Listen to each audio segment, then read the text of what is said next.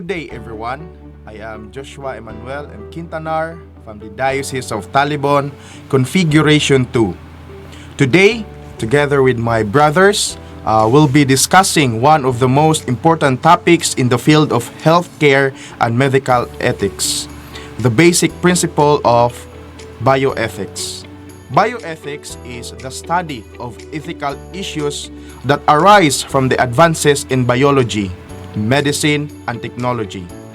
It helps guide doctors, nurses, researchers, and even policymakers in making the right decisions when it comes to human life, health, and dignity.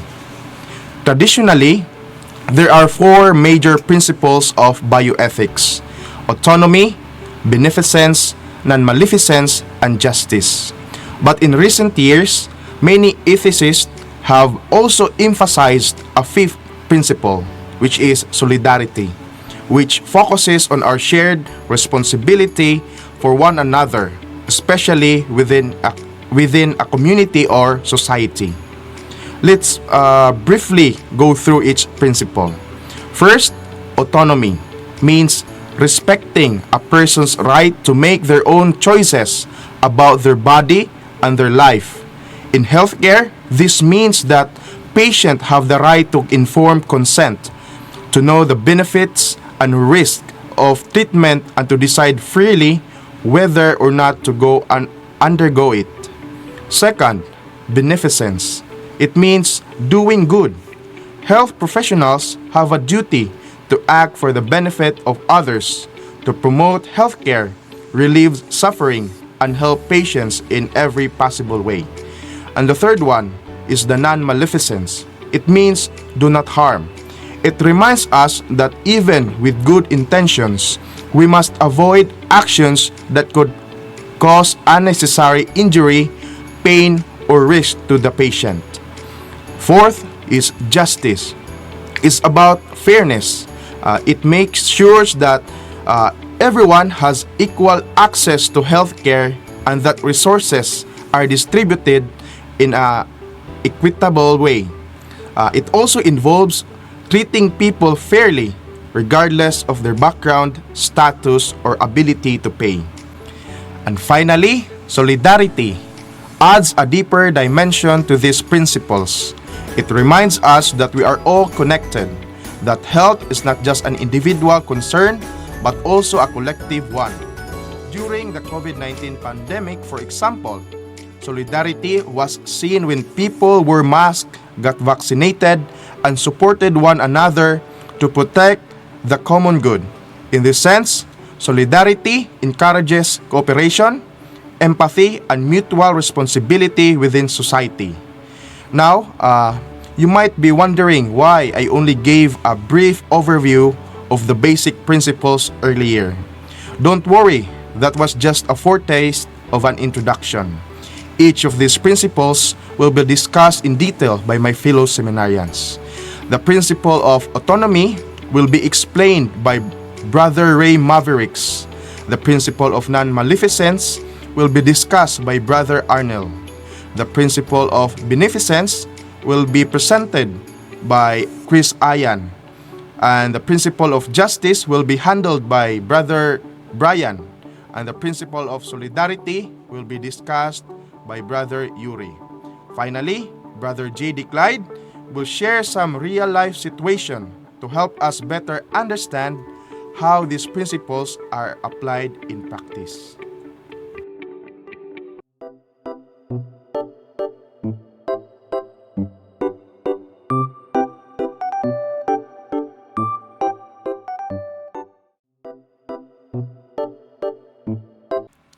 There are 5 principles to bioethics that we must understand, and I will now discuss the first of these, the principle of autonomy.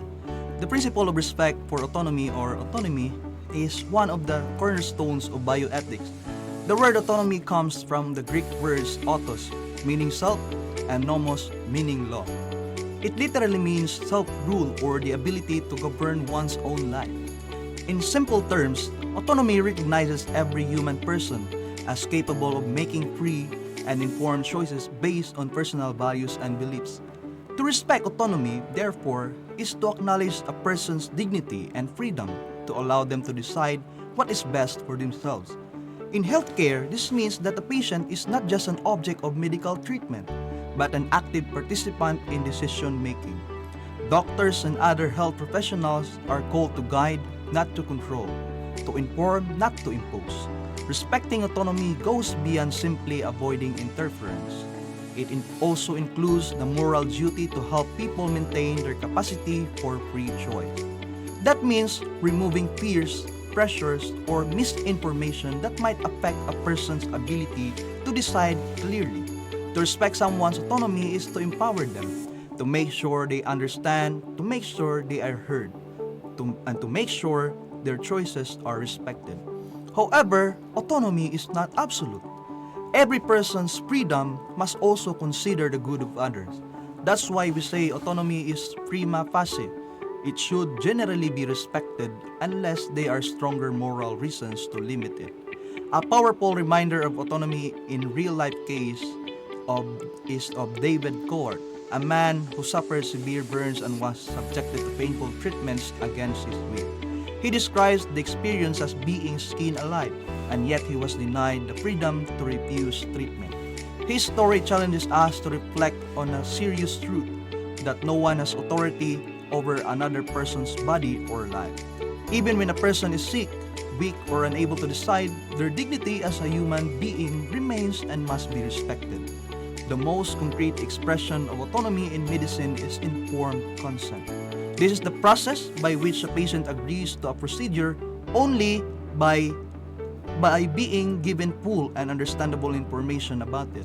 For consent is to be valid, there are three conditions must be met. First is the patient must be competent, able to understand and make decisions. Second, they must be free from coercion or manipulation. And the third, they must be given adequate information in a way they can truly grasp. True autonomy means respecting even the decisions we may personally disagree with. These choices may seem difficult to accept, but respecting autonomy means recognizing that medical values are not the only values that matter in life. At its core, the principle of autonomy reminds us that every person has an inherent worth and must be treated as someone capable of self-determination. Professionals, no matter how skilled, should never use their knowledge as power to control the lives of others. Instead, they are called to respect freedom, to listen with compassion, and to honor the conscience of each individual. To respect autonomy, then, is to respect the person. It is to recognize that every human being, regardless of health, ability, or circumstance, possesses an inner dignity that reflects the image of God. In bioethics, this principle calls us to preserve not just life itself, but the freedom and integrity that give life meaning. Respect for autonomy is ultimately respect for the human person, a reminder that in every ethical decision, the voice of the individual must always be heard.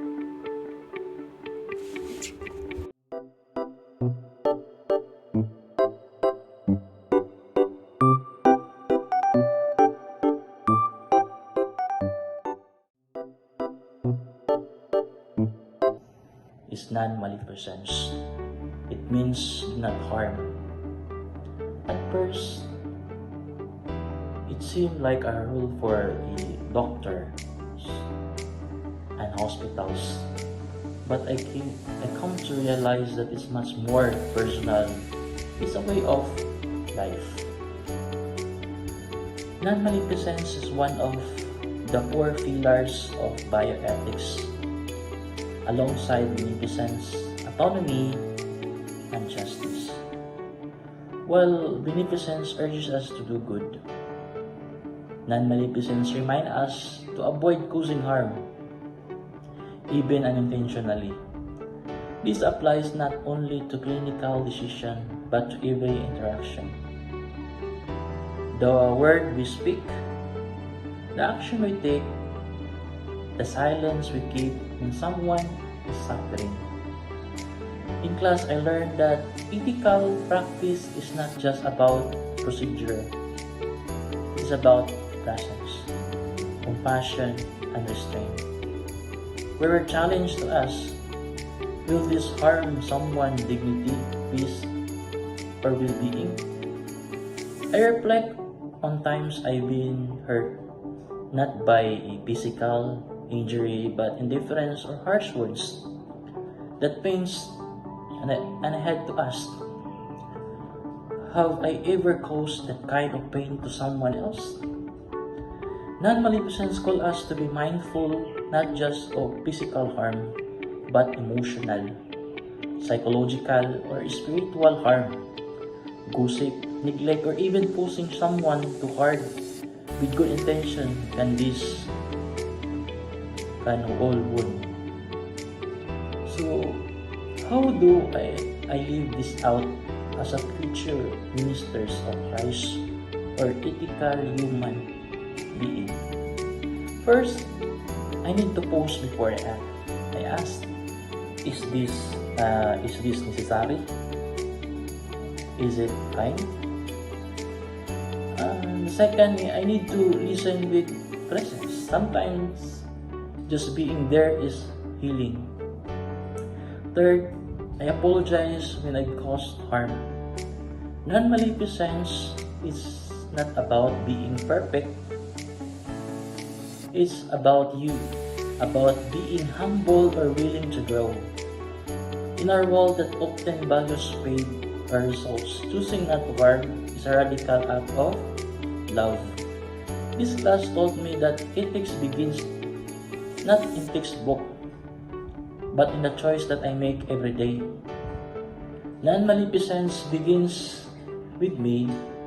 May I walk gently, speak kindly, and leave more healing than harm in my week. Thank you and good morning.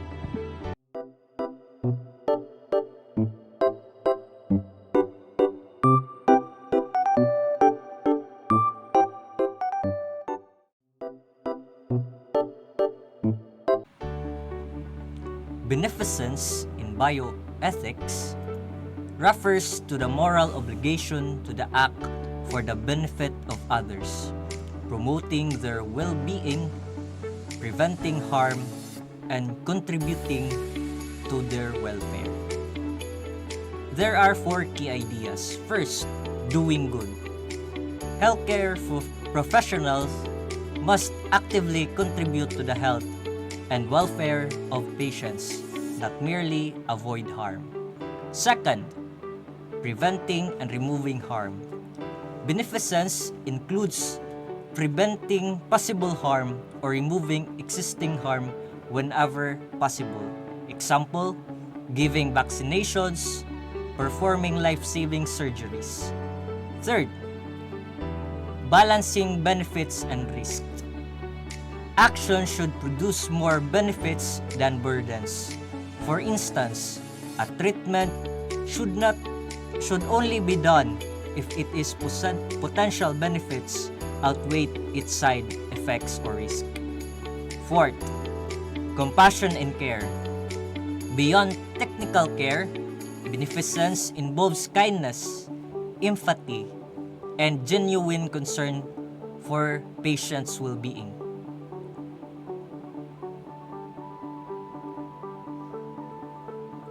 So there are ethical challenge in beneficence. Sometimes beneficence can conflict with other ethical principles. For example, acting for a patient's good, beneficence might override their personal choice or autonomy. In such cases, ethical decision-making requires careful balance and respect for a person's dignity.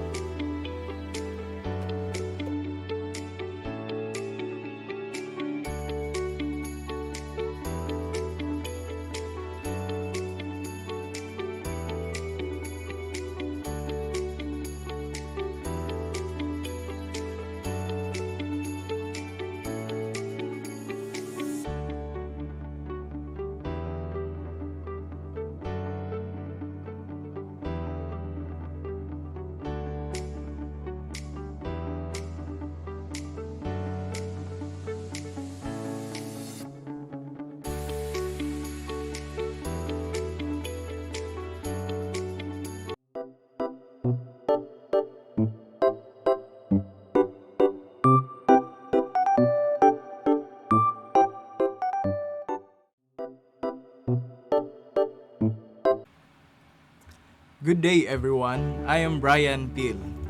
Today, I'll be talking about one of the four fundamental principles of bioethics, the principle of justice. When we hear the word justice, we usually think about fairness, the idea that everyone should be treated equally and given what is rightful theirs. In bioethics, this principle guides how we make moral decisions, especially when those decisions affect human life, health, and dignity. Justice reminds us that every person deserves fair and respectful treatment, no matter who they are or where they come from. The principle of justice is about more than following laws or rules. It is about moral fairness, doing what is right because it respects the dignity of every human being. It asks an important question. Are we being fair? Are we respecting everyone's equal value as a person? Justice makes sure that no one is neglected or treated as less important than others. At its core, justice rests on the belief that every person has equal moral worth. Each human being, simply by being human, deserves respect and care. Justice ensures that our moral choices are not guided by personal bias, selfishness, or power, but by truth and fairness. It seeks harmony between individual rights and the common good so that everyone is treated with balance and equality. Now, justice in bioethics is not only a principle, it is also a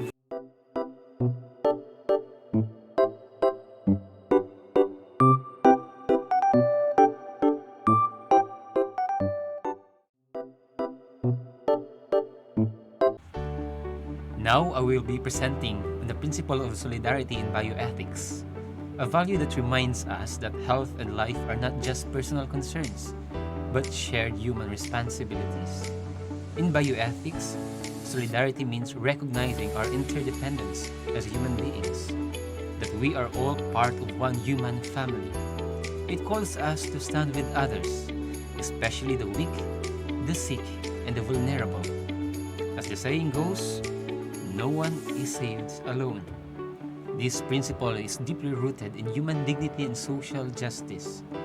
It challenges us to see healthcare not as privilege for a few, but as a right that must be made accessible to all.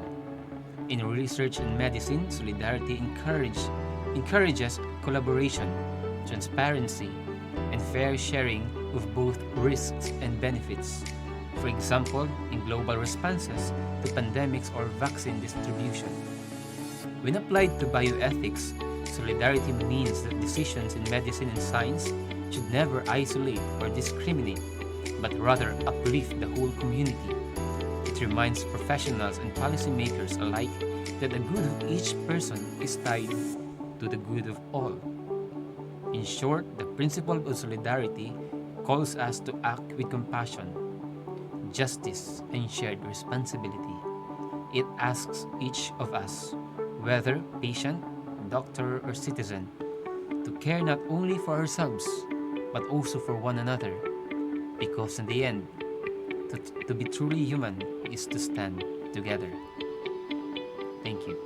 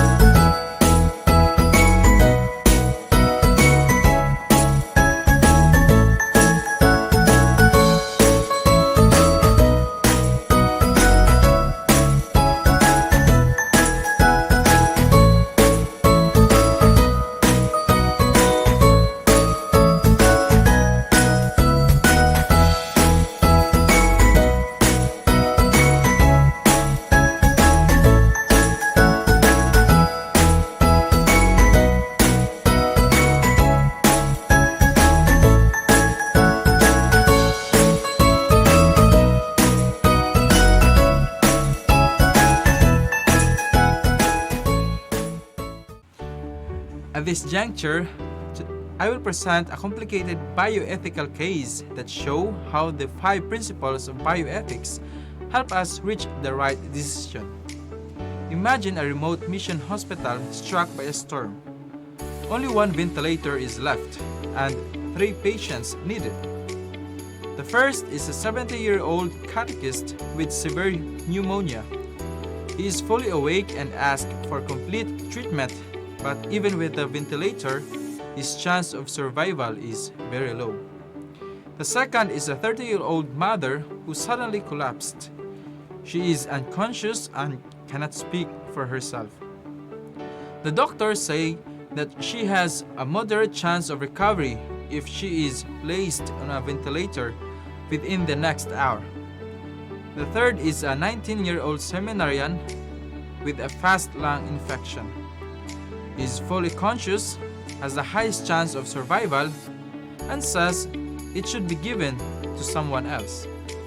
No transfer is possible due to the storm. The medical team must decide at once. To understand the right action, we must apply the 4 principles of bioethics, plus the principle of justice.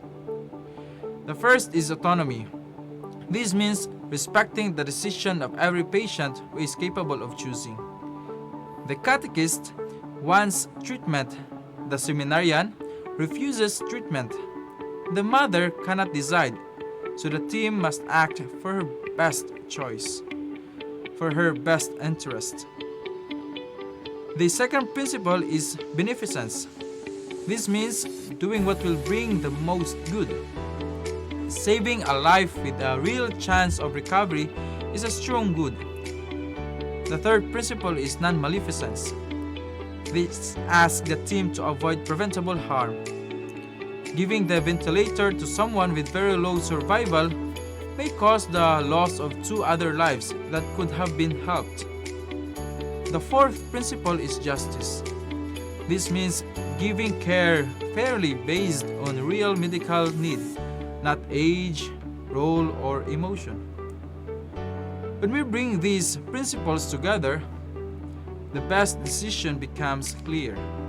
Applying the principle of autonomy, the team must honor the seminarian's refusal because he is capable of deciding freely. The catechist's wish for treatment is also respected, yet his very low chance of survival cannot outweigh the needs of the mother, who has a meaningful chance of recovery. The principles of justice, beneficence, and non-maleficence, and also solidarity, point to giving the ventilator to the mother. The catechist should receive full comfort care and all other support. This choice is heavy, yet it is the most faithful and fair response when only the principles of bioethics can guide us. It shows how these principles help us act with respect, compassion, and fairness, even in the most painful moments. Thank you for watching our presentation. I hope that the explanations given by my classmates, together with the case I shared, helped you see how the principles of bioethics guide the real decisions with clarity and compassion. May what you have learned today lead you to choose what is right, protect life, and walk closer towards salvation. God bless you.